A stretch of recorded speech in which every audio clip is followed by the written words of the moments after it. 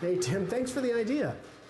Well, hello Kickstarter. I'm Jordan Weissman. To create the Shadowrun RPG for tablets and PC is going to cost a vast sum of money, so we got to ask you to dig deep, give generously. After all, for the cost of a handful of lattes, you could help build a virtual world in which your character could be drinking virtual lattes with a femme fatale who's probably a dragon in disguise while blowing the crap out of everything around you with a squirt gun. And isn't that what we all want?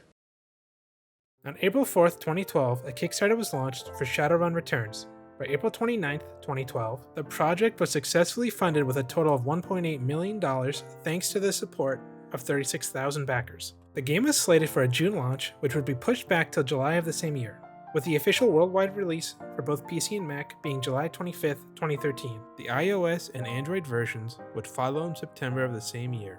Would the year-long wait between Kickstarter and launch be worth it? Or would this be another Kickstarter blunder? My name's Yuo, and there's only one way to find out. Warning, there will be spoilers ahead. With that out of the way, let's get into it. It's 2054 and the world has changed. We're Shadowrunners, mercenaries operating in the margins, working dangerous jobs for the desperate and the powerful. During the creation of this video, I learned that a remastered collection of the trilogy was made for consoles. This and future parts of the series will be made with the original PC versions. Also, I will not be covering the modding side of the games, just the campaigns themselves. If you enjoy the base games, there are plenty of user-created campaigns with favorable reviews to try. Now on to Shadowrun Returns. Shadowrun Returns is a tactical RPG developed and published by Harebrained Schemes. While the world aesthetics resembles cyberpunk, the gameplay is a mix of both cyberpunk and fantasy. Think of an orc with robotic arms that can also shoot balls of magic. The game has 5 races to play as and interact with: humans, elves, dwarfs, orcs, and trolls. Each race has a limit on how many skill points, called karma, they can allocate to each attribute. For example, humans can upgrade each attribute to 9 karma across the board, making them all-arounders who don't excel in one thing. Compared to trolls, who can reach 15 karma in strength, but only 6 in intelligence. For an RPG, the level system is not the deepest. You earn karma by doing certain things in the game, you then spend karma on the attribute you want to focus on. For example, strength, which then allows you to level up your close combat skill more. It serves its purpose, but there's not a lot of decision making going into what to level. Graphically, the game is not great. Even after you take into consideration that the game was originally released in 2013, the character models are rough. I did enjoy the portrait and landscape art, which ties the experience together and makes you feel like part of the universe. Conversations are not voiced, although combat does feature grunting sounds. The sound effects and music choices help sell the world, although be ready to listen to a couple of the songs a lot, especially the hub one.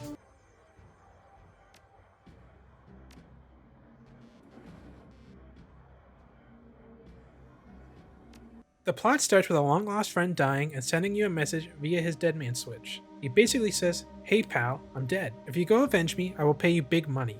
That's all the motivation needed to send us off on an adventure that entails finding his killer, killing degenerate drug dealers, and helping an elven clown stop plane hopping insects. The game has limited choices. For example, here's a warehouse we have to get into. I can kill the guard, or if my character has the right skills, I can talk my way in. Either way, we are going into the warehouse, but there's a little flexibility in how we do it.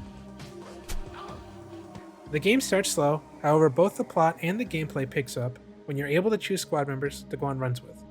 You are a Shadowrunner, basically a mercenary for hire that does a variety of things like espionage and assassinations. Runs are missions you start from your hub. The gameplay loop essentially boils down to talking to NPCs in the hub to progress the story, upgrading gear/leveling up, and picking squad members to go on runs with.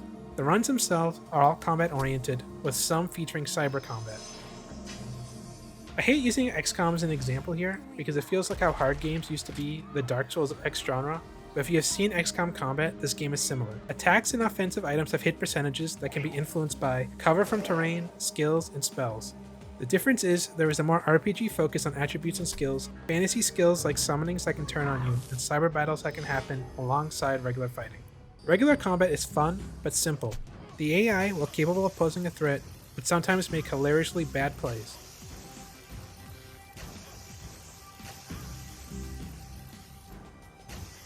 I played a melee-focused troll that did high damage and was extremely durable.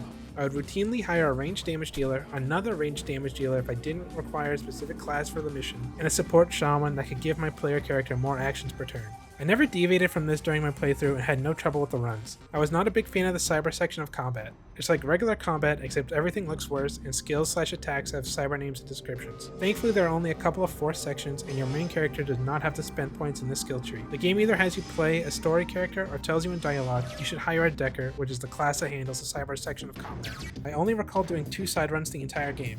Not because I didn't want to, but because I think there are only 2 side runs in the game. The game is pretty compact, and at a certain point, the story goes from moving slowly to barreling to a conclusion. I did not know I was doing the final mission until the very last seconds, when I was given a choice on what to do with the final boss. Even then, I thought there was still more game left with how characters were talking about other threats, but no, that's truly it. You beat the last boss, say goodbye to some of the characters, and call in to say the job's done, roll credits. So how do I feel about the game? It was okay, but I do have some major gripes. The characters you hire for runs outside of a few story-specific ones are just models with portraits. They have no personality and are just there for gameplay reasons. Only a few of the named characters you interact with are memorable. Playing the game on hard, I failed 2 missions, a boss fight and a puzzle. Autosave does a good job of dropping you at the segment you just died at, so no need to replay the entire level again. Shadowrun Returns took me 8 hours to complete. It's entirely possible to finish this game comfortably without the side runs, dropping the potential time to 7 hours. It's even less time if you were to speed through all the dialogue. Unfortunately, this game is easily the worst of the trilogy. The plot goes from a whodunit murder mystery to a save the world from a world-ending threat. With so little build-up, it gave me whiplash and didn't feel genuine.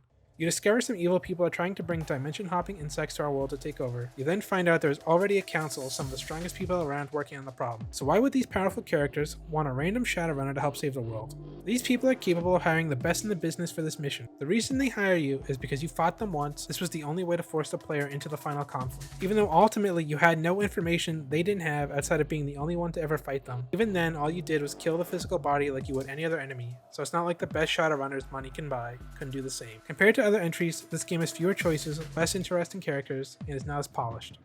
The replayability for Shadowrun Returns comes from experiencing the game as another class. For me, however, the initial playthrough was enough.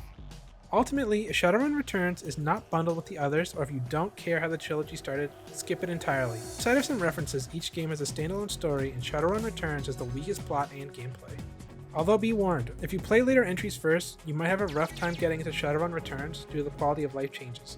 The next video in this series will be taking us to Berlin on a heist gone wrong, and I hope to see you there. Until then, watch your back, shoot straight, conserve ammo, and never ever cut a deal with a dragon. Cool here, if you enjoyed the video, hit that subscribe button, I'd greatly appreciate it. Shadowrun Returns is not a bad game, but it's not great either. It's something you would see in the bargain bin of your local game store for a couple of bucks, they could spend the weekend beating, and there's nothing wrong with that. The later entries are better, and I believe aged more gracefully.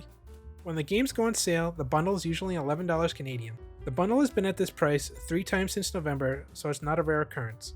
If you think the gameplay looks interesting, or if you want a light RPG cyberpunk meets fantasy experience for cheap, give it a try. That's all for me. Hope to see you next time. UO out.